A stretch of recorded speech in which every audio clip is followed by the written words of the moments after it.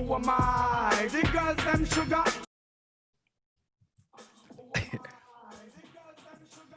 What's up with it? You know you think you clean when you rub your chest. You know you think you clean when you start rubbing your body. Nah. Chill out. What's good, bro? Chilling, man. How you? Oh, good, man. Welcome, everybody listening and watching to the Who Am I podcast. Obviously, that boy Kevin came in hot, boy. That boy fresh off the runway, dog. Fresh from the grocery store hopping around, boy.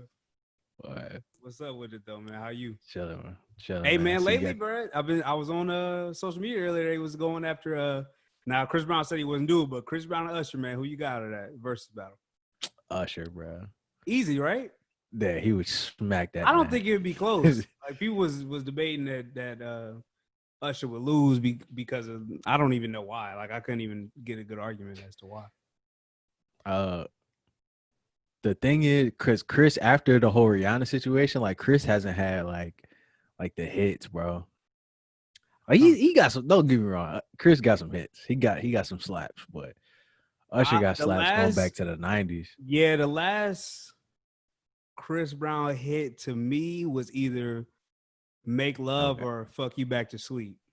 Nah, low key, Usher ain't had a hit in a while either though. No Guidance is a hit, bro.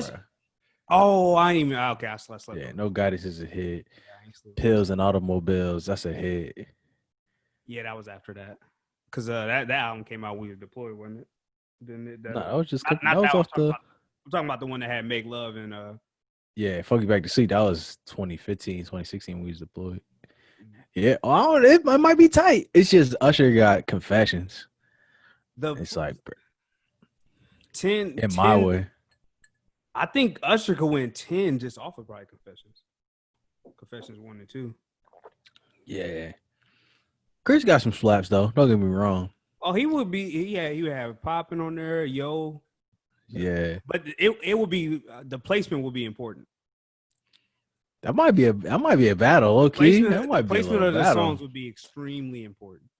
Because I thought DMX and Snoop would have been a wash, but bro, that was a battle. I have to catch on the rewind because I ain't watching. I ain't been watching them like as they play anymore live. I just go back and watch them later. Yeah, it's on Apple Music now. And they got the deal with Apple now, so it's a lot better. Shout out to them.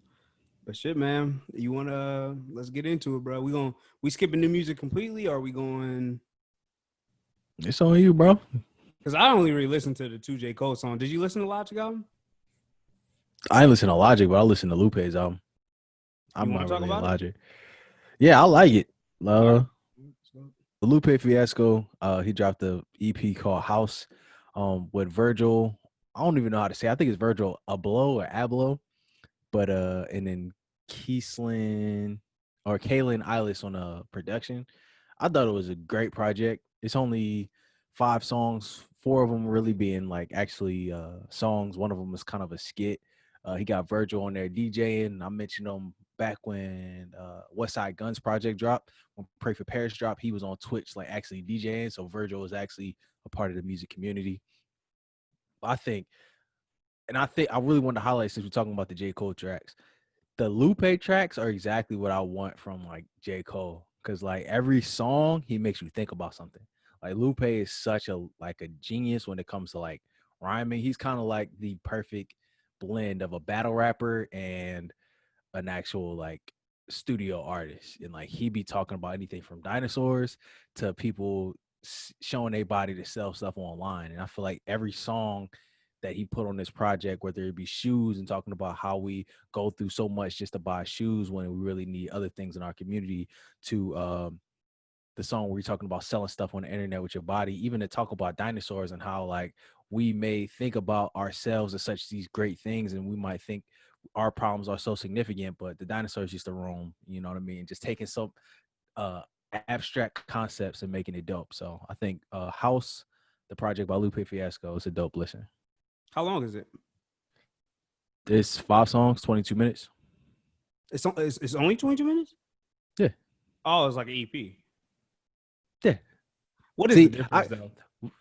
Well, it's time. Like EP, I think is like 5 to 7 songs, and Mm. then depend on like how long it is. But who knows nowadays? Ever since Kanye broke the mold. All right. Well, moving on, we got J. Cole, Lewis Street. He dropped a two pack for us. One to Climb Back, the other one Lion King on Ice. Kind of long songs, honestly, because the two of them combined are 9 minutes, so they're pretty long. They got about a few verses each.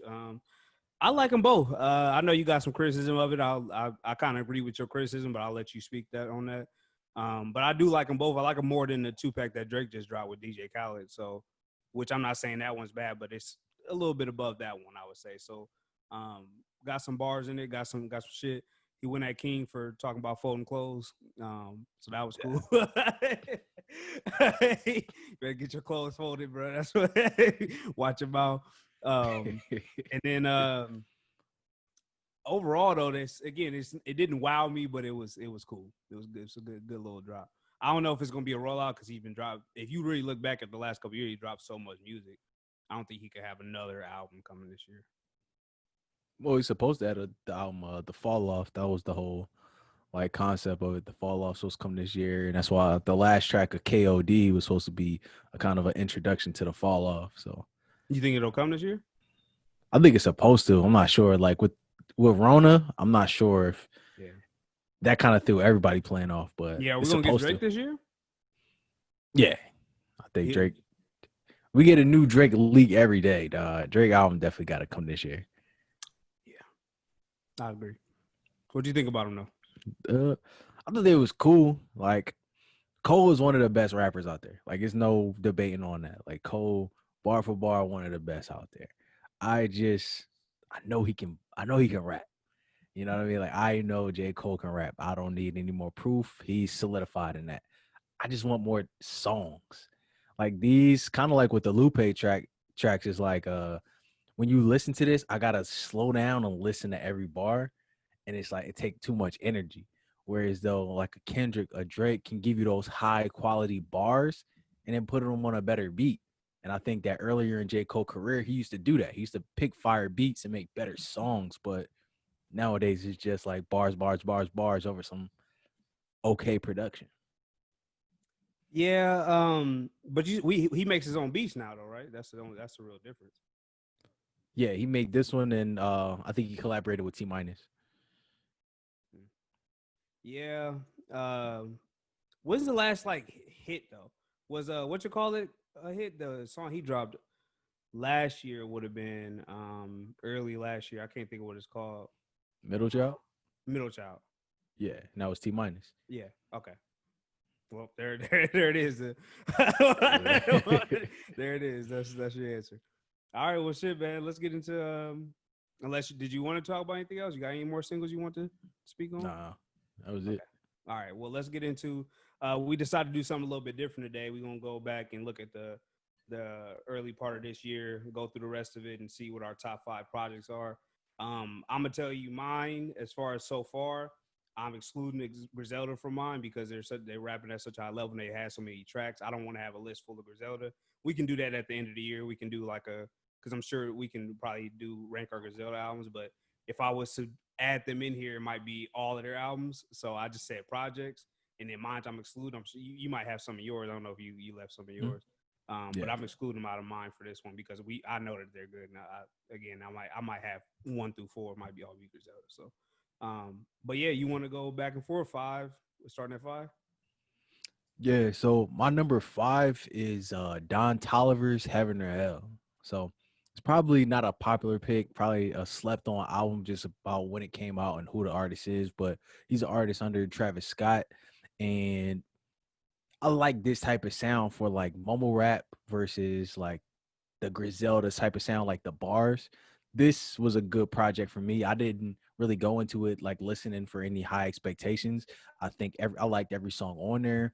It's more of that Travis Scott sound, like the heavy auto tune, kind of half singing, half rapping. But it's a lot of good songs on there, and I revisit it constantly because when I like an album, I tend to like let it go and then try to revisit it. And every time I revisit it, I really fall in love with the album again. So it's like that's one of my top 5 projects out there. So Don Toliver, Heaven or Hell. Cool. My number 5 is ADHD by Jordan Lucas. Only reason that I think probably would be, it might be higher had I not heard pretty much all the songs already by the time it came out. But I still like all the songs, so it's hard for me to like leave it out because I know that every time it passes up in my playlist, I end up like listening to 5 or 6 songs from the album. Like I just go back to it as soon as I hear something from it, kind of like what you said. Every time I revisit it, I end up going back and listening to it over and over and over again.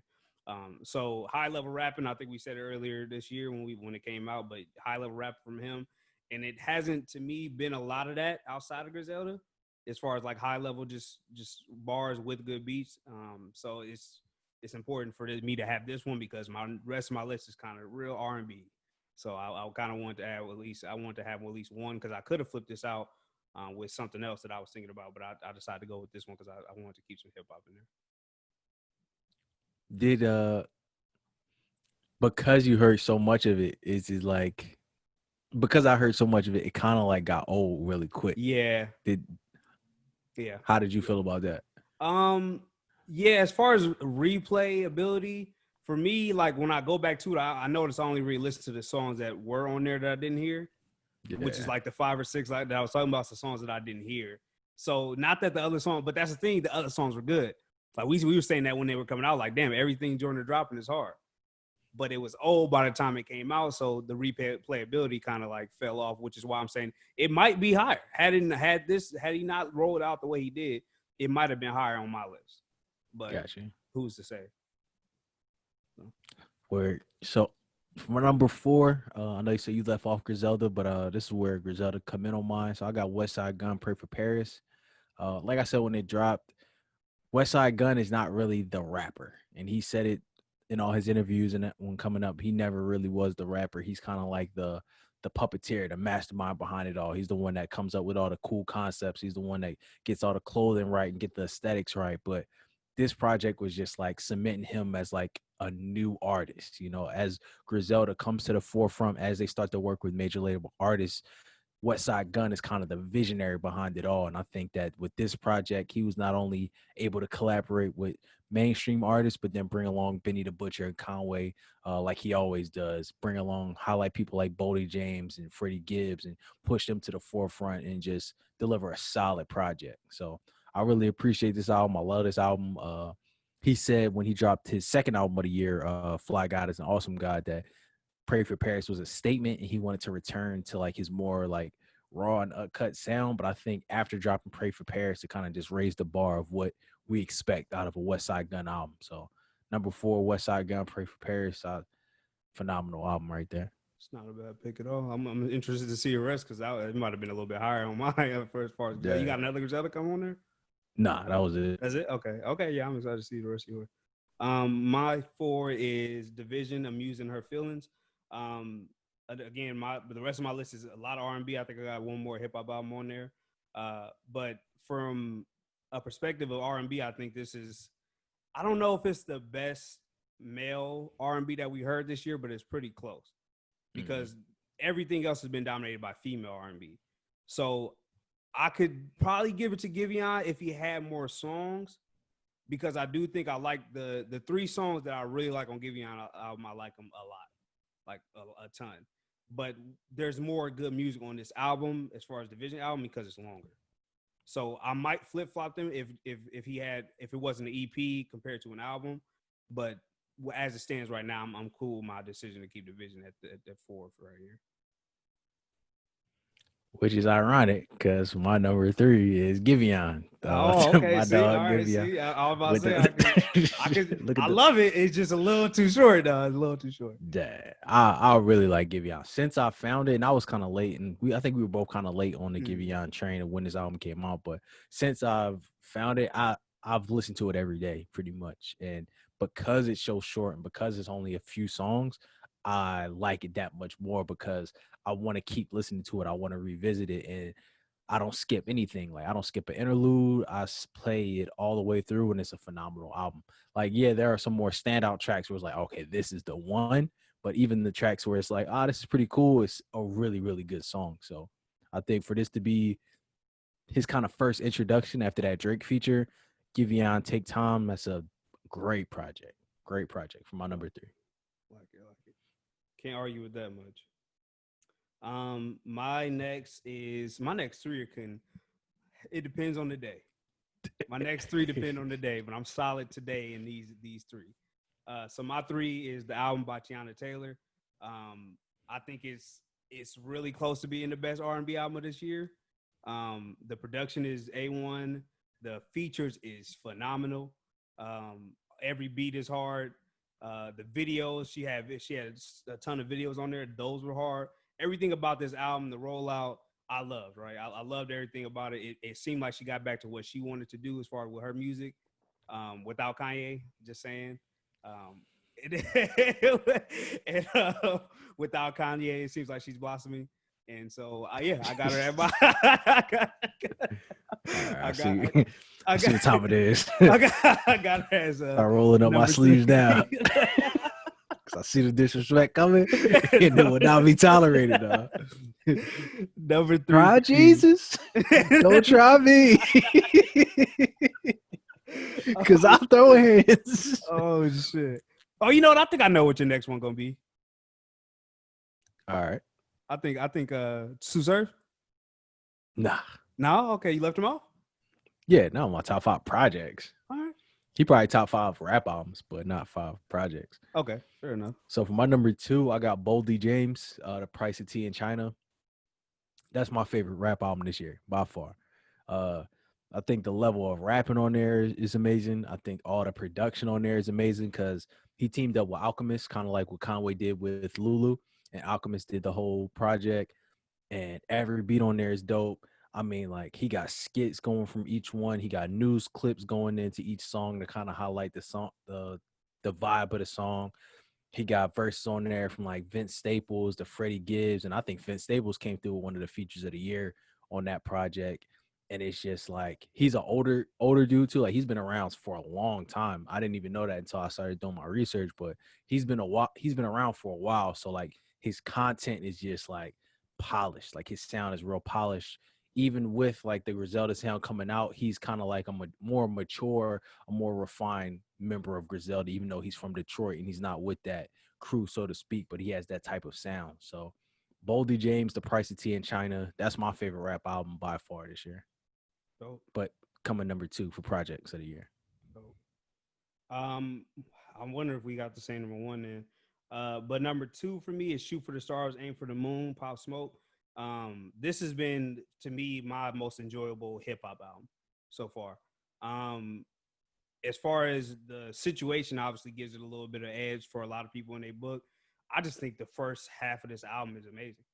Had it been just that half, I think it would have been even better. But, you know, when I gave my review, I said the whole singing part towards the back end of the album, I could have dealt without. I'm not saying it was bad. I do like songs like Deanna. There's songs that I do like with him kind of singing, I guess, but the first half of the album with the features that they have is just phenomenal. And I don't know who produced this. That's the question. I wonder if it's, I had to look that up and add that to there, but I don't know who produced this, but fantastic job. I know 50 Cent had a hand in this. He did a great job with it. So Pop Smoke, that number 2 for me. It's crazy because like all the songs we don't like with him singing, if you check on Instagram and look at all the Instagram girls, they love those songs. Like they love them John songs. That's probably that's what I mean. Like that's who it's for. Yeah. So exactly. That's how it should be, you know. I gotta say, the intro for Snitching, top 5, like one of the funniest. 40 years. You see what I did to Roger? He got 40 years. I love that. He got 40 years. Yeah. As if he didn't yell it loud enough. He got 40 years. You see what I did to Roger? That's what black people do too. You can tell somebody something they don't. A black person, they will be like, "What? 40 years? 40 years? A chicken salad? Yes, I had a chicken salad. A chicken salad? Like what? That's just amazing. That song is hard intro. Too. That song is just disgusting. Yeah, like really you said, for like the first 11, he don't miss, bro. Yeah, the first. Yeah. That's a good one. So my number 1, I'm sure we got the first one, is Kiana Lede, Kiki. Phenomenal project, man. It's just like with Summer Walker last year, she kind of like opened my eyes of like how dope women R&B can be. And like I said last year, like I never really was tuned into it, but because she was so raw, she was so honest, she was so vulnerable in that project, I felt it in a way that I just didn't feel before. And I feel like the same thing happened with this Kiana Lede project. It feels like she was going through like a moment in life, and I was just there to go through it with her. Like it's just so raw, like it's just so honest. Like I can connect with every song on there because she's talking about real stuff. Like it's not just lovey-dovey bubble bump. She's talking about real issues, like why she don't want to take this dude back, or talking about cheating and like not having self-worth, and you know what I mean, like being so vulnerable, being with a person like she can't handle them lying to her because she only depend on their words. So it's just like it's just real talk throughout the whole project. And I haven't heard an R&B out. It's been great R&B albums, like you said, throughout the whole year, but I don't think any of them have touched what Kiana Lede was to do with her Kiki album. Yeah, it's at least as good as that Summer Walker album, I think. Mm-hmm. I think it's at least as good as it, and that's saying a lot because that album was fire.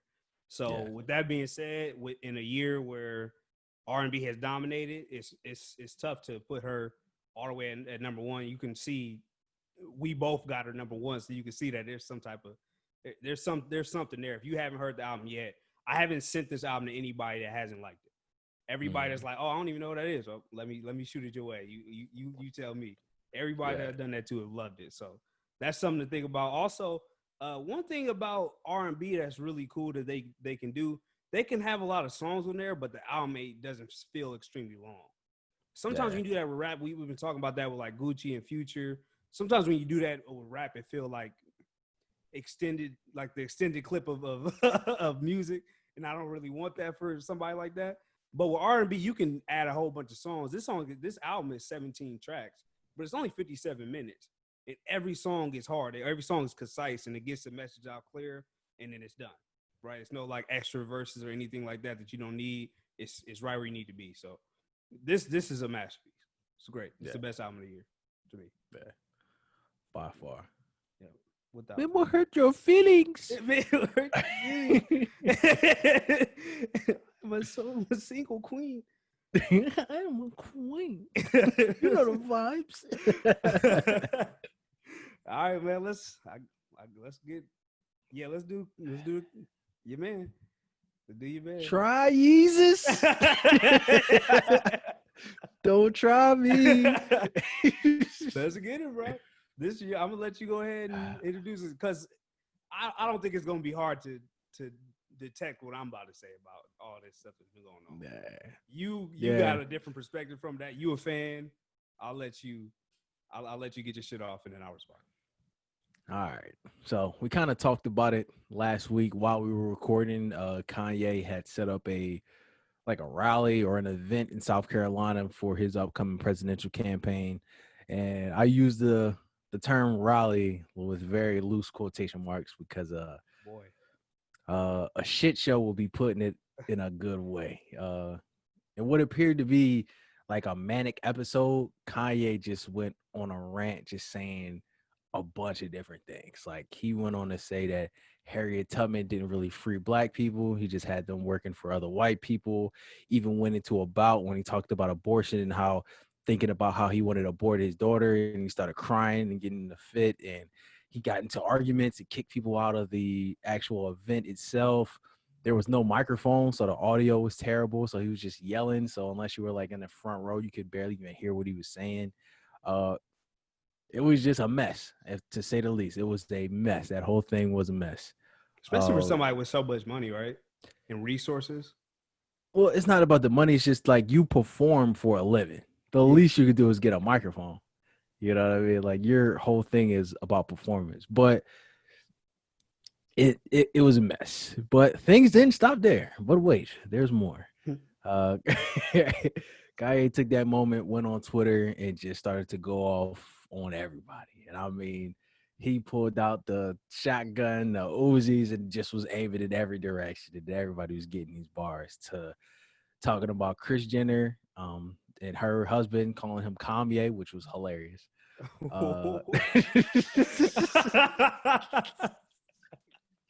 Yeah, that was hilarious. Talking to even talking crazy about his wife Kim, saying that she tried to come and get him and take him to the hospital, and like he was against that. To even allegations of her sleeping with Meek Mill and how they ain't been cool since.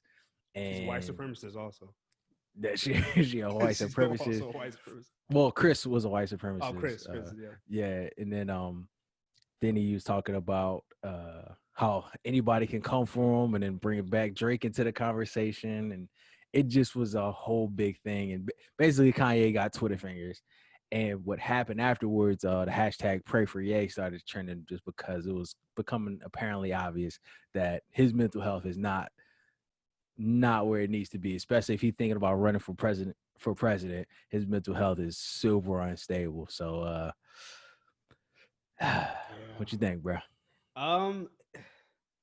Here's the thing. I have to be skeptical because I feel like these episodes always happen, and I think I ain't super woke. I'm not coming with a super like this has been said before several times, but every time this happens, it seems like he's coming to sell us something after.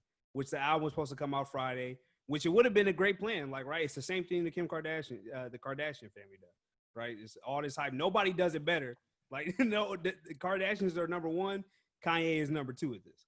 Like, the Kardashians are the people that do it the best. They have this drama stir up. They're all in the news. They're all in the tabloids, all over social media, all over the shade rooms. And then, boom, Keeping Up with the Kardashians drop. Or boom, Kylie selling some makeup. Or boom, Kim selling some clothes or something like that. It always seems to happen at the right time. So that's why I'm like, mental health is a real issue. I understand that. And I understand that he is actually diagnosed with bipolar disorder. But I have to be skeptical when this always happens and then you sell me something. I heard kind of Charlemagne broke this down a little bit for me, and I was kind of thinking around the same thing, but Kanye has had big things happen to him within the last like 6 months that haven't really exploded to the degree that he would probably want him to. He had the Gap deal. He was announced a billionaire. He said he was running for president. Those things kind of didn't really pop off like they should have, maybe, especially with coronavirus. There was everything. There was a lot going on this year, right? So everything that Kanye was doing kind of took a back seat. We know Kanye like attention. Like Kanye he's big on going out and grabbing the attention, grabbing the views, and getting that type of satisfaction from that, which is nothing wrong with that. You know, if that's how he is, and that's how he is. But when this always comes, and then right after it's you trying to sell me something, I have to look at it like, are you exploiting your disorder? Or is somebody around you exploiting your disorder? Because then that's the issue, right? And I care about your mental health. But if I was going to care, I'm worried about my mental health. I'm worried about your mental health. I care about his just as much as, you know, he's kind of a stranger to me. There's a lot of stuff going on in my own life that I got to worry about before I can worry about Kanye West's mental health. So do I feel bad? Sure, but he's not top of the list on my mental health worry about list right now. Is that fair? I don't tend to try to get involved with that as far as many people do, because I seen a post earlier this week and it was like, it's crazy how y'all can worry about a mental health of like complete strangers, but y'all ain't even worried about your own mental health. And that's kind of where I'm at right now. Like we as a community need to worry about our own mental health for sure. We should definitely pray for Ye, but we should also be skeptical about what he's doing right now. And that's kind of where I'm at with. Yeah, I feel you. Again, when it comes to situations like that, it's no way I can prove if it's real or not. So it's like I would worst case scenario, it's all up front, and in that case, nobody really gets hurt. People just get, you know, they fall for the trick, and they either gonna buy it or they not. So I really don't trip on that. But best case, I'm sorry, if it isn't a marketing scheme and homie really going through it, then that's it was eye opening for me, you know. And normally I'm the person that defend his rants. I'm the person that kind of brings some sense to it. But after this one, I kind of see why I usually do it. And I think after this, I'm kind of over it, over defending him, over kind of like bringing some sense to it, because I think that he has people around him giving him good information. He has real deep thinkers. He has political advisors around him feeding him these ideas. But when you tackle these complex subjects and all you're able to take out is a soundbite from somebody who's really thought about this, and just say it for attention, the messages get completely misconstrued. So like when he was talking about like the slavery was a choice thing, that was a good point, but because I don't believe that it was his point, it just came across as insensitive and ignorant. Now, when I broke it down, when he said slavery was a choice, he was talking about to think of yourself as a slave to this day. That in itself is a choice because slavery only lasted 250 years. And for us to still say that we're slaves 400 years later, that sounds like a choice. Now, again, he didn't say all that. He didn't bring all that context to it, but he probably didn't think of that himself. He probably heard somebody else say it, re-echoed it, and wasn't able to explain it to give it the proper context. Same thing with the Harriet Tubman line. When he talked about Harriet Tubman didn't actually free people, he just had them working for other white people. Again, to put it in the context of modern day slavery and how his big thing is about how 1 in 3 or 1 in 4 Black and brown people are locked up at some point, which in itself is another form of slavery.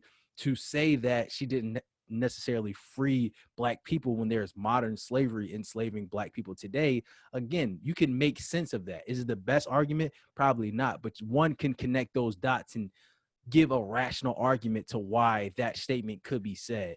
But if he's just hearing that and echoing that from people around him, he's just going to say something flagrant. And at this point, I'm tired of giving him that bail. I'm tired of giving him that benefit of the doubt because I only support it because it's a net benefit to me. I learned so much watching him self-destruct. And after a while, I'm starting to not like the fact that I'm cheering for his self-destruction because it's a net benefit to me. I'm learning so much about politics because he's so ignorant about politics. I'm learning so much about music deals and business recording deals because he is so ignorant about it and he keeps getting the raw end of the stick when it comes to these deals. I'm learning so much about debt and getting yourself out of debt and avoiding that type of debt because he went $53 million into debt. So it's like, I've always seen the positive that came out of his madness, but as I start to see this madness start to deteriorate into his personal life, if it's fake, if it's a stunt, then oh well, nobody cares. It's just another episode of the Kardashians. But if this is really affecting his life in a way that he's putting out there for the public, I'm starting not to put more energy into it to kind of incentivize that type of behavior anymore because I don't need him to wild out and go crazy for me to get this type of information anymore. Yeah, that's real. That's a real take. It's tough to. It's like walking on eggshells right now, right? Because I don't want to attack him as a person, but I am a little bit upset in the fact that he's making this whole thing a joke. As far as we've been through enough as far as our political system. We don't need another joke. We don't need another. I don't want to say distraction, but we don't need somebody not taking it seriously, right? We need somebody strong and lead and somebody that can lead in office. And like you said last week, he's probably gonna get write-ins off of this. Like people are silly. Like people are silly. They'll go in there and they'll write in Kanye West just for no reason, right? If you watch that, this whole whatever the case may be with his mental health, the whole presidential scheme that should be dead. That the whole run for president, that's over with. Like leave that alone. We don't need that from Kanye West. Kanye West is great at making music. He is great at making fashion. He's great at a lot of things. I don't think that Kanye West would be a great president for several different reasons. But going forward from that, because we did see information that he had been in the hospital. I think this was yesterday. He's on his ranch and people are visiting him. Justin Bieber visited him today. An ambulance actually came yesterday as well. I don't know if they came to get him. They said that he didn't leave in that ambulance. For one, it sucks that we know all this information because that should be like, it should be private. You would expect if you see somebody walking in the hospital or an ambulance at your place, you would think that'd be private. That's kind of the things you go through as a celebrity. So I don't envy that. But what do you think can be done going forward? Because as an adult, which is different from as a child, is nobody can make you go do anything, right? Like they can't actually force you to go get help. They can't force you to go see a psychiatrist. They can't force you to go take your medicine. They can't do anything like that. So what can be done going forward for Kanye? Because I think we acknowledge what he's done and what he said. Going forward, as far as for him, what happens? Well, it's kind of like two kind of ends of the same thing. Because if I don't know if you've been seeing, but like people have been rallying around Britney Spears lately on social media because she really has no control of her life because of her mental condition. So whereas her parents are controlling everything that she does, whether that be making her tour, whether that be controlling her money, all of the major decisions that she should be able to make as an adult, she can't make them because of her mental health. And then you see Kanye, whereas though people are trying to get him help, but because he's Kanye, nobody can actually do that. So like he actually went into the hospital and they said he only stayed in for 2 minutes because there was too many people there. Then he just dipped. And then they sent the ambulance to him, but he was like, "Nah, bro, I'm riding my 4-wheeler on my ranch, bro. Like, leave me alone." So it's like two different ends of the spectrum to where it's like, do we want a Britney Spears situation to where it's like somebody is in complete control of his life to make sure he's not a harm to himself or anybody else, but ultimately where they feel like they're a real slave, or do we want it to where he could just do what he wants, and then if he crashes and burns, then ultimately that's his decision. I err on the side of the people around him just got to be there for him. You know what I mean? Like, he has a family, he has like people that consider themselves friends, and he has a lot of people benefiting off him. Kanye put a lot of food in a lot of mouths. He put a lot of money in a lot of pockets. And if you're just there to benefit and take from him, you should be there in a way to kind of save him from himself in a way. So it's like, if you're going to be sticking around and see him as a meal ticket, then you now have that obligation to help him out and just be there for him and make sure that it doesn't go too far left. Will they do that? I'm not actually sure, because sometimes it may be a bigger bag to see him self-destruct. It may be a bigger bag to exploit his mental health for a new season. It may be a bigger bag to put him on Front Street to cover up for something else. So it's like, I don't necessarily trust or know that he has the right people around him, but if he does, they should be the ones there to kind of keep him in check and just make sure that they can help him in the way that he needs help. Yeah, I don't know who exactly that could be. Do you think that the Kardashian family, I see a lot lately about the Kardashian family, about them extorting him and things of that nature. I don't really see that argument. I'm just addressing everything that I'm kind of looking online. I have some notes about some of the stuff that I've seen. So that's kind of one of the things I've been seeing floating around, is that the Kardashian family is making this happen. I know we have a joke about that. I'm sorry, let me get mine.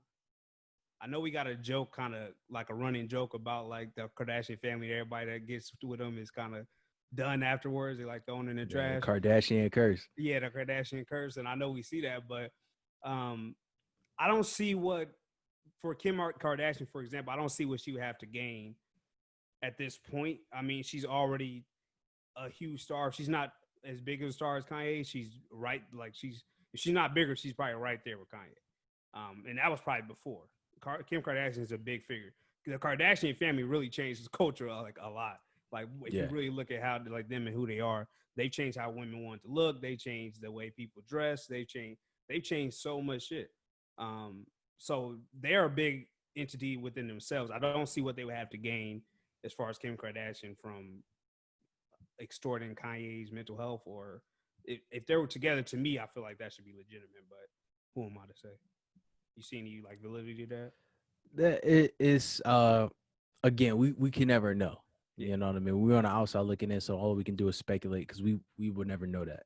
It's just, we've seen Kim Kardashian get her ass beat for the sake of some good footage of on the season. Like when homegirl knocked the foundation off of her and put it on the wall. Like that shit was crazy. Try Jesus. Don't try me. Cause I know it.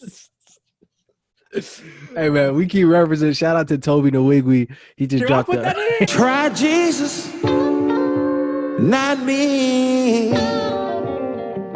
Cause I throw hands. Boy, shout out to Toby Nwigwe, bro. That song is amazing. But yeah, she threw hands, dog, and knocked the foundation straight off her face. But when you see stuff like that, it makes it hard to kind of like say everything is legit, because you see them exploiting themselves, other popular narratives with the Lamar Odom thing, with him addicted to crack, and the Tristan Thompson cheating scandal, and Kanye, and then her getting married to Chris Humphries for like 30 days, and then divorcing them or whatever. So you see a trend, and when you see stuff like this happen around them, it's super easy to connect the dots. So it's like, again, if this is that marketing ploy, I got nothing. I don't watch the Kardashians. I don't watch that show. So it's like, it does nothing for me. But if it isn't one of that, and this is a true mental health issue, then I can only, be worried about that mental health aspect of it.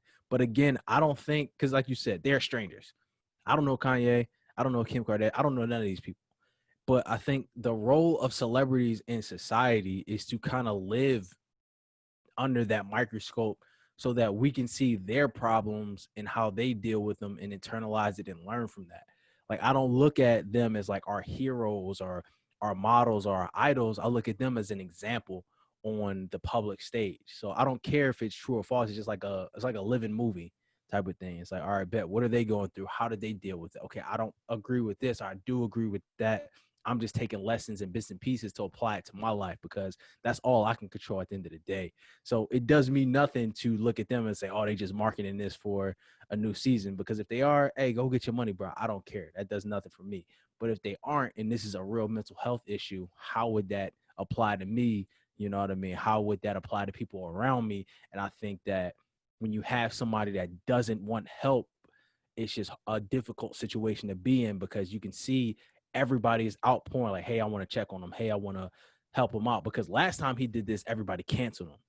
And we saw how destructive that was. So this time they're trying to like rally around him to let him know that, you got support. So it's just a different strategy this time. So I'm just seeing, I'm optimistic. What? You're not my Optimistic, dad. yeah, You also optimistic hear about how something this will ugly. turn out versus how it turned out in the past, because we're starting to see a trend negatively for his mental health, and I just hope that nothing happened to him. That's real. All I got to say is, bro, if we got to do it, bro, you could definitely knock the foundation off. I'll let you smack the fuck out of me for Kim Kardashian money. Boy, what? Hell, you won't. She got them hands, dog. I'll let you give me that girl that got knocked down 7 seconds. Boy, she got them skibbity pads, I'll dog. let you give me bad for that much money, bro. I'll leave the foundation on the wall, bro. I'm cool, bro. Also, if Kanye West is giving $1 million to people to have a baby, I'm in. Dog, bro, what? He need to back pay me for about 4 babies I don't claim. So I'm talking about. you don't take care of your kids? Let me see. I'm Pepe. Baby crying and shit. You're not my dad. What? You're not my dad. You also hear something ugly. I'm trying to hear something. All right, man. Shit. Well, besides that, man, it's been a slow week, so we could just talk about the NBA returning, WNBA returning, Lou Will going to a strip club. My man Lou Will said he went for the wings, bro. Wings and college, clearly. That's a wild boy, bro. That's a wild boy. Wild. Why stop there out of all places, bro? He's funny for that. But I think the biggest story about this is all of the social justice stuff that's been going on. And the reason why that's a big story to me is because this is exactly what we talked about. We debated it, but I know you was kind of debating just for argument. I think you ended up being on the side. Hey, don't put the sauce out there. What you mean? It's out there already. Yeah, but don't talk about my intentions. Oh, no, you do you. That's how you ain't defended. You ain't that ain't correct. Hey, goddamn. All right, well, I apologize. Don't put the Krabby Patty formula out there, bro. Come on now. I'll try Jesus from here on out. I'll try Jesus from here on out. But yeah, no, because Kyrie he was skeptical, and there's nothing wrong with being skeptical of the NBA and its intentions and restarting and whether or not they were going to be able to continue to fight. To me, this is the only thing that's actually still on here like that. I mean, social media is kind of obviously buzzing with a bunch of different information. The news is buzzing with a lot of different information. Every time I turn on anything revolving around the NBA outside of the highlights, it's about some type of social justice. It's about Breonna Taylor. It's about Black Lives Matter. It's about anything that you can think of. It's people writing stuff on shoes, whether the WNBA players are going into the locker room before the national anthem. There's a lot of things going on. Every time I watch that, it feels like they're pushing the message forward more than even our community is at some point.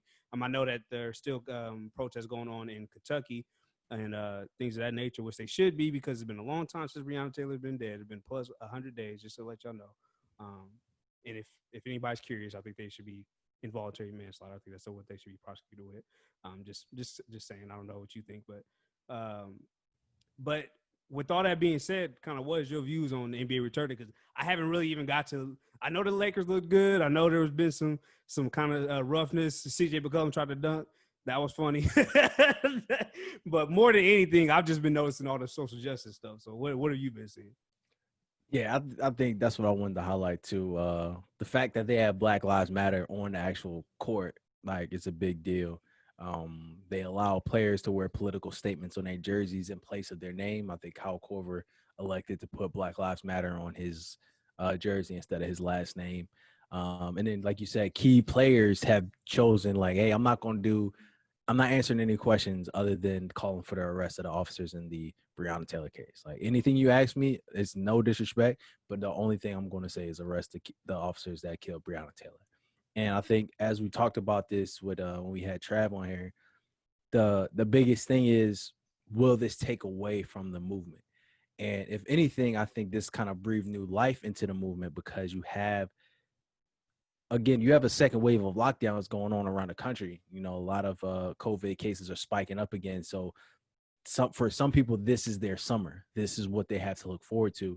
And when you have a organization of this magnitude take the stance that they took to say, we're fully behind our players, we fully support this movement, to the point where we're going to put it in your face and not run from it, it is kind of forcing people to have that tough conversation, or that tough realization that this is a real issue that people care about. So I think that the players who are choosing to speak up on this and are choosing to use their platform are doing the right thing. I think the outrage is still the same. I think that the protests are still the same. It's just the media doesn't care anymore. And I think we have to understand that, and we have to take the power in our own hands. And they try to focus on basketball, but no, we're going to focus on Breonna Taylor. They're going to think about, what about the playoffs, and how are you feeling coming back and leaving the bubble? No, we focusing on Breonna Taylor. And, you know, I really want to talk more about, okay, what's the updates on the George Floyd case? What are the updates on the Ahmaud Arbery case? What are the updates on the Elijah McClain case? Like, all of this should be in the back of our minds to kind of prove that, yeah, we can play sports, but we also can be politically aware. We can be socially active about what's going on in our communities. And I think that's going to be the biggest transition that we need to make, to kind of make this the new normal of, hey, this is what we care about outside of basketball. And for the NBA to support their players, I think it's truly dope. Yeah. And I think it's been a big, everybody thinks that it has to be one or the other, right? It always has to be, I'm worried about just this. The same thing with like Black Lives Matter versus All Lives Matter. A lot of people that says like Black Lives Matter, they always throw like Chicago or Detroit or something like that in your face. And it's like, well, you can be worried about two different things at once, right? Like, there are people there are organizations in Chicago that's doing their best to stop that as well. There's places, there's things for that. You can be worried about multiple things at one time. You can be concerned inside the community and outside the community, no matter what type of violence comes to the community. Same with this. You can play basketball and still spread the word of what you think is socially. Like, LeBron's been doing it for years, right? Whether or not you agree with the way he's done it, or whether you agree or not with the way any of them have been doing it, it's been happening for a long time. The NFL is going to be interesting because they are not big on this. They're still owners to this day. They still haven't said anything about this, and the owners that have came out said select few words, I should say. So I think moving on to the NFL is going to be very interesting, because it's I don't want to say it's a bigger organization, but it's not as player empowering as the NBA is. So it's going to be interesting to see. I kind of want to move the conversation this, because I've been thinking about this a lot. And you would be the only person I know to ask. So I'm putting you on the spot for this, and you don't have to answer if you don't want to, because I don't want nobody to take it out of context. But but as a prosecutor in Kentucky, what is your reasoning not to arrest at this point? All right, and I'm glad you asked this because I was actually looking into this. So the thing is, they had a warrant, and then they claimed that they did announce themselves, but that was kind of conflicted. But they didn't necessarily have to, based on the no knock warrant type of thing. Now, when they entered the house, her boyfriend thought that they were getting robbed, so he started shooting. And then the shootout occurred. As a police officer, if you go into a house suspecting a drug dealer or somebody that's dangerous to the point where you got to bust in their house and they start shooting at you, you're trying to shoot to kill to neutralize the threat. If somebody gets killed in that crossfire, then it's just like, I don't mean to sound insensitive, but that's just like, I don't know how to say it without saying the wrong words, and I want to treat this as a sensitive issue. But that's something that they're willing to do, and that's a legal precedent of what they're able to do as police officers, because they're there to neutralize that threat. They're there to take these people into custody. And once shots start getting fired, even though that she was an innocent bystander, she was within that premises, and she just so happened to get caught in the crossfire. So with that, and then on top of that, qualified immunity, you have to prove that they went in there with the intention to wrongfully kill somebody, which they had the warrant. They went in there, whether the warrant was justified or not, or whether that a no-knock warrant, is constitutional. That's really what we need to be focused on. But as far as them getting arrested for killing Breonna Taylor, it's going to be very hard for that to happen because she was just caught up in some bad circumstances. Here's my view on it as far as the other side of it. This is why I say involuntary manslaughter, right? Because you don't have to prove intent to kill. It could be an accidental killing. To me, that's what this is. If the warrant was, which apparently the warrant has magically disappeared and we don't know where it's at, but if the warrant had the wrong address on it and the cops run inside your crib, right? As a civilian, I'm not doing anything wrong. You have no reason to suspect the cops are running in my house with guns and running up my stairs. So I don't know what the stand your ground law is in Kentucky, but shouldn't you have the right to try to defend yourself at that point? Especially if we don't know if they announce themselves or not. So is he shooting at them wrong? Is that where but that's the thing. They're not arresting him for firing at the cops. Right. And that's why they're not arresting the officers, because the officers were doing what they thought was right. The mistake wasn't on them carrying out the order. The mistake was on that warrant. So it's like, go ahead. No, so it's like the situation that led to her death was bad.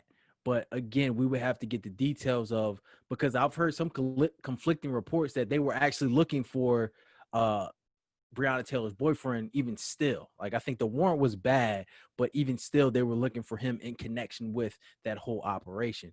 So them carrying out orders, being met with gunfire, and then killing somebody, you can't charge a cop for doing their job. If they're giving bad orders, that's not on the cops carrying out their orders. So it's really about what led to that, what was on that order, why was the wrong address on there, what actually happened to lead to that situation. That's what we really should be focused on. But with qualified immunity, with the fact that you have to prove intent from the officers, it's going to be very hard to get an arrest and a conviction. And why it's so hesitant about arresting them, because if they do arrest them and then they get found not guilty, you'll have a Trayvon Martin situation. You'll have a Ferguson situation where they'll tear the whole city up because they feel like justice wasn't served. But this is what I was trying to bring up in the Ahmaud Arbery case. It's tough to have these conversations, but we really have to know how the law works so that we're not overcharging or that we're asking for the right thing. Because when we look at Trayvon Martin, they overcharged and they carried out a bad prosecution of George Zimmerman, which led to him getting put off. And once that gets proven in the court of law, we can't then retry him. So because it's so sensitive, we want people to be arrested. We want charges brought up against them, but we really have to look at the letter of the law to see how can we actually bring about a rightful prosecution. Because yes, we may feel like this in our community, but we don't know who's going to be on that jury. And then once we're in the court of law, it's literally, I'm telling my side of the story, you're telling your side of the story. And who has the best set of facts to present a better story is going to win that case. So we really have to dig into the law to know specifically what are we asking for? Because we just say we wanted to arrest the killers of Breonna Taylor, which I think should happen just because we want an investigation. But what is the intent? What can they be charged with? You say involuntary manslaughter, but in order to charge a cop with that, you have to prove that what they were doing was wrong. As a cop with a warrant, they were there, whether that address was wrong or not, they were there to do a job. Once met with gunfire, they have the threat. They have to neutralize the threat because their lives are in danger. They are authorized to use lethal force, so you can't get them on involuntary manslaughter. Yeah, that's solid. So it's like, and again, we got to start thinking, and that's why I choose the contrarian argument all the time. Is like, we have to really get into the law to see specifically what we want, and we can't just be controlled by the media. So I'm all for bringing awareness to this case. I definitely think they should be arrested just to what's called discovery. So when you go to discovery, you just basically all the court documents become public knowledge, to where like you have to turn over this information, and then we'll have to figure out who made this warrant. Why did they make this warrant? Where did the mistake happen? Who made this decision? All of that will be found out during discovery. I think it at least should go to that period so that we can point to this and say, these are all the steps that went wrong that led to this young lady losing her life. And that's, I don't think I'm sorry. Go ahead. No, I don't think a conviction is necessarily possible. I think this is just a bad situation, but I think they should at least be arrested so that we can get those facts out there. Right. So you bring up a good point, and I didn't think about, which is basically, were they right or wrong? Because to me, I guess I'm just blinded by the fact that somebody died in this, so I can look at it from a legal perspective and say, if they got an address that was wrong, how can it be their fault? That's what they thinking that's what they think it is. So I think you got to look at from before they even got to that point, and if they actually knew what the address was supposed to be. Right? Because if they knew what the address was supposed to be, then that's a whole different argument, which I doubt they did. But isn't it the prosecutor's job to bring, because the warrant has to be signed by a judge. So isn't it the prosecutor's job to write the warrant, bring it to the judge reviews it, signs it, and then the prosecutor brings it back to officers to conduct that on the warrant? That's what I thought. That's how I thought it worked. And if that is the case, then the prosecutor is the one that would be at blame for this. I don't know if it's prosecutor or district attorney. I'm not sure, because like prosecutor is like the person there, like in a lawyer standpoint, to kind of like a prosecutor is there to represent the defendant. You know what I mean? So they're or not represent. I'm sorry. I'm throwing around. Yeah, I know. Yeah, so they're in like the court of law to kind of like bring across that. I think we're thinking about the district attorney, but the goal I think should be is for transparency. Because when we get the autopsy report back and saying that there were no injuries, although that she was shot multiple times, that's somebody has to answer for that. You know what I mean? For there to be allegations that she was still alive after she was shot, but no life saving aid was rendered to her, that should be accounted for. So I'm not just saying like, yo, the cops do what they need to do, and it's the same that happened. Don't take me wrong. I just think that in order for us to elevate our conversation so that we can actually start to get these rightful convictions, we have to know specifically what we're talking about. We have to know specifically what we're asking for. Justice for Breonna Taylor, what does that mean? For me, that means arresting the officers, get the case to discovery so that we understand and we get answers for these questions. It may not be possible to arrest those officers that were doing their job and then they got into a gunfight and then she lost her life. As sad, as wrong as that may feel, that's just the nature of the game. But I do want to know systematically why it failed on so many levels that could have been prevented, so that we're able to learn from that, so that other police districts can implement these changes so that they don't make the same mistake, so that we don't lose another Breonna Taylor in another city. That's what justice for Breonna Taylor looks like to me. No, that's real. That's real. And then briefly, that's why I kind of don't like, and I thought about this a while ago, but when I watched the Joe Rogan and Ben Shapiro, I don't like that the George Floyd officers is being upgraded to second degree. I feel like that's going to be really hard to prove as well. Exactly. Which might turn out bad. And I know Ben Shapiro on that interview was actually like warning of that, and I thought about that before I had that conversation with one of my friends online. But that sounds proven intent for that. It seems tough. Exactly. And when we had that episode, when we talked about it and we actually read out the actual statutes of Georgia law, we were already saying manslaughter in itself was already hard at third degree because of the whole situation. Well, no, that was Ahmaud Arbery. I apologize. But well, still relevant when we talked about all those different statutes. When you think about when you have to prove intent and you have to prove all the circumstances that went into it, you can argue that as a police officer, they're trained to keep their knee on the individual until the EMTs arrive. That is common police practice. So for him to do that, although it led to that man's death in a court of law, if they can prove that, and again, excuse me, if it's my side of the story and I'm my set of facts versus your side of the story and your set of facts, in the court of law, nobody cares about your emotions. Nobody cares about the whole uprest of the country. It's this is what I said, this is what I have to back it up, versus this is what you say and this is what you have to back it up. And that's where we went wrong on the George Zimmerman trial, because they had so many inconsistent facts that they couldn't create a linear story, where George Zimmerman had a weak story, but he had the facts to back it up, and he had the stronger story, and he was able to get off. And he was the only one alive to actually tell that story. Exactly. And because he made a video and he didn't have to testify, so he didn't actually incriminate himself, so he just let the video play out, and then again he played the game. So we get caught up in our emotions, and again, this is why I'm so contrarian, because I don't want us to get manipulated. Because what happens is the media likes to manipulate us and get us angry so that they can push legislation, so that they can push policy change that will get them more power, get them more benefit, but they can use our outrage to mask it. And that's why I always want to be the contrarian in that, to let you know, like, okay, we need to really focus on the specifics. Them upgrading that charge in the George Floyd case may lead to him getting found not guilty.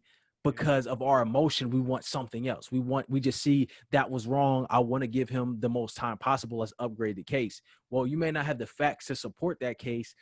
And then we see, again, a never-ending cycle of the same process. So this is why I encourage everybody watching, everybody listening, go read the law.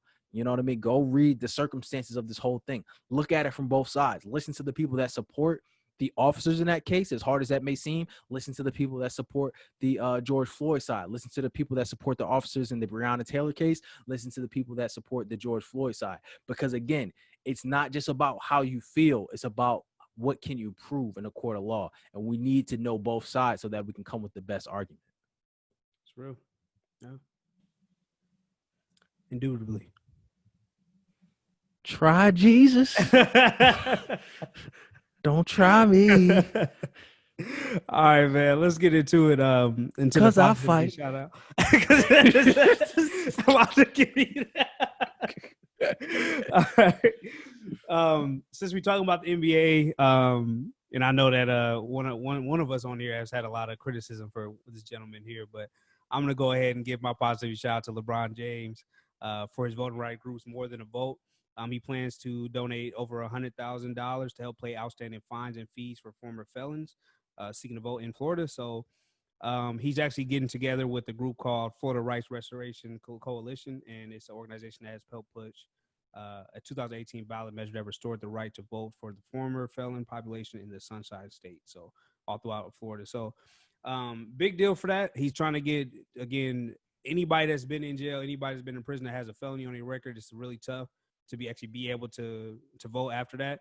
And a lot of that is just stuff that needs to be paid. It's just fines and fees. And that's what Udonis Haslam is saying right here in the quote. He says, we believe that your right to vote shouldn't depend upon whether or not you can pay to exercise it. That's true. That's how we feel about cash bonds as well, right? It's just one of those things that if you have the money, the system seems to benefit you a little bit more, which I never feel like that's correct. I never feel right about that in my gut, that having money means that you have more rights or more of a benefit in the court of law. That seems kind of trash to me. So basic human right is voting. I think that everybody should be able to vote. And LeBron James is here to clear that right with More Than a Vote. I appreciate it. Yeah, that's dope. Don't take my criticism of LeBron as like I don't like him. It's just I'm not gonna let him pass with the inconsistencies. I did it, hear know you what I'm talking about his hairline kind of crazy the other day. I don't know. Listen, bro, you know how they say like you can't talk about nobody fat unless you fat, then it's like not bad. Like, bro, my hairline starts back here, so I can I can talk about his I can hairline because I criticize know it. his. All right, Yeah, I got that pass, bro. Fair enough. But no, that's dope. So forgive me if I butcher this name because I know I'm about to. But my positivity shout out goes to Professor Mashudu Shifalaru. All right, so basically he's a South African medical professional. He's actually the first South Africa's first black ENT specialist, which is ear, nose, and throat. And he performed the world's first 3D printed middle ear replacement surgery. So basically, last year he came to national prominence and international prominence on his study and his research on hearing loss. And basically, he was talking about how it's so hard to repair hearing loss as you lose it because, you know, like as you reach your upper ages, naturally your hearing is going to deteriorate. So he was looking into how can we kind of reverse those effects and how can we stop the effects of hearing loss in older people. And he actually was able to 3D print some critical pieces of your middle ear and actually went into and actually performed the surgery to replace people's parts of their ear to restore their hearing. And that was the first time in the world's history that that actually was done. And the fact that it came from a South African professor was just icing on the cake right there, because it's so dope to see these type of possibilities and these groundbreaking technology come out of South Africa. So I think it's necessary to highlight these things, especially outside of pop culture and outside of like the normal day-to-day stuff that, you know, I highlight as well. But it's just dope to see and bring to prominence those type of possibilities, especially for our youth, especially for people that think that we are only caught in a box. You know, we can only do this to be successful. But looking at this somebody who came from similar circumstances, probably even worse circumstances, was able to apply himself, do something, and now has made world history in that surgery. So shout out to Professor Mashudu for actually performing the world's first 3D printed middle ear surgery. That's actually nuts. Cause I wonder, like, did he like cut or did he just like kind of tweezer it within the ear to put one back in there to remove it? But because if he cut, like, wouldn't he had to cut through a skull? Like, that's just so many questions. Well, you know, it's different. You got the like the outer ear, the middle ear, and then so he actually went in and took the parts. It's kind of like you can kind of like open it up a little bit because it's not that much, and just take out all the old pieces. And that, because you know how like they put like little probes in there to go inside your body, and so he went in there and did that, took out the old pieces, and with a 3D printed, like the craziest thing, that's 3D printed the same exact part, put it inside the ear to be able to restore that hearing for that individual. So that's nuts. What material that made it vibrating? Like what kind of fucking material? What did he make that shit out of? Nah, so dope, bro. You a real one, dog. You really meant that. No, you really meant it. That's what's up, bro. No, that's a good one, bro. Let me get a hand clap, bro. It's been a minute since we got a sound bite, bro. You know. I know, man. I need to get back on it. See, I've been trying, but I'm still trying to figure out how to make them louder. Yeah. Because you know, with this mic, it like to drown it out. So I don't really try and figure it out. You know, we getting better. All right, we're getting better, bro. I got it. I paid for it, so I got a bunch of them. We gonna use it now. Yeah. you know we do marketing. But nah, man, appreciate y'all tuning into the Who Am I Pod. Thank you for everybody that's been supporting us for a long time, since day one. Back on the Anchor app, if you're still listening there, make sure that you can call in to actually leave a voice bite to get tuned into the show. If you want to leave a comment or a DM or anything like that, we can get you on the video podcast. We've already had a couple people come on. We're trying to get some more. So if you want to tune in, talk about anything that we talked about, do a debate, talk about a product that you have, we love to come on here and support us, and then we'll support you as well. You can follow us at the Who Am I Pod on YouTube, at the Who Am I Pod on Instagram, Facebook, and Twitter. We've been very active on dropping clips as far as on our social media platforms. So follow us there, like and comment, like and subscribe, share, do whatever you can. But we appreciate all the support that you give us. Absolutely. For those supporters, shout out to our supporters on Anchor app for donating to us consistently. We truly appreciate that. And we broke out here, so we encourage more people. You know what I mean? If you got a dollar to spare, we heard a second stimulus check coming. You know what I mean? Why not support a black business? You know what I'm saying? Come through with Where it. you think all this came from? Part one. Part one of that story. Part one. Oh man, no, we appreciate it, man. We appreciate it, bro. That Joe Rogan and Ben Spirit was nice though. Bro, I'm telling you, dog. This the conversations we got, Pete, bro. Like it's crazy as it seems. You got to look at the people that will say the wild stuff that go against. You got to.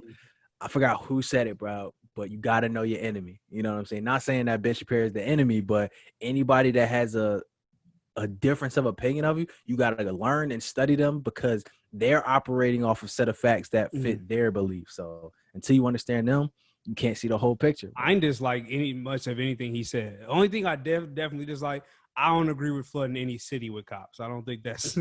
I don't know how that'll do, but again, I don't know. He said that the data would show that it would.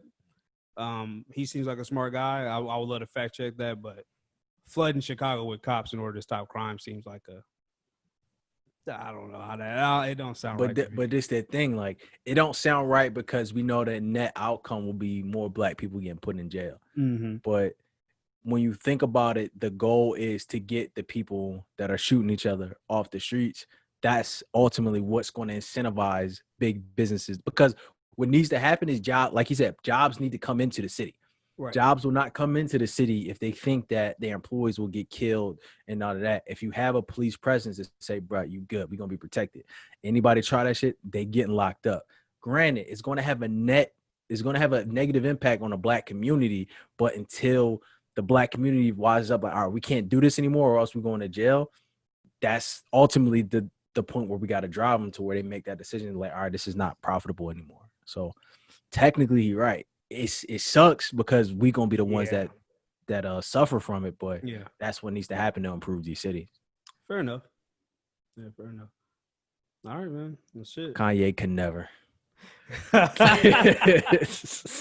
Joe Rogan for president, bro. What? Besides, unless Kanye giving that $1 million per baby, because if he rocking with that, I vote. Rock with that, I'll become a millionaire fast. Kanye can't even manage his own money. You think you about to get you any type of money, dog? My man be in debt every other day, but bro. All right, bro. Try Jesus, not me. 'Cause I throw hands